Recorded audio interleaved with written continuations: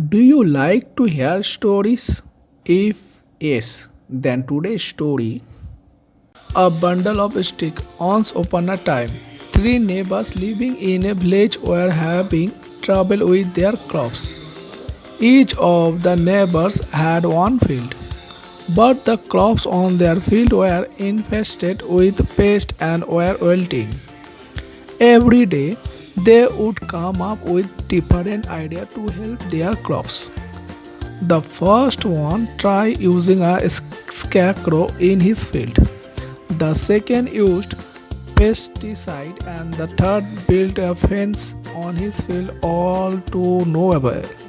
One day the village head came by and called the three farmers. He gave them each a stick and asked them to break it. The farmer could break them easily.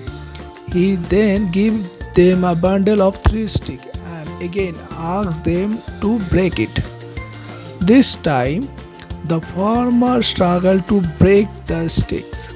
The village had said, "Together you are stronger and work better than you do it alone." The farmer understood what the village head was saying. They pulled in their resources and got rid of the pests from their fields. Moral of the story: there is strength in unity.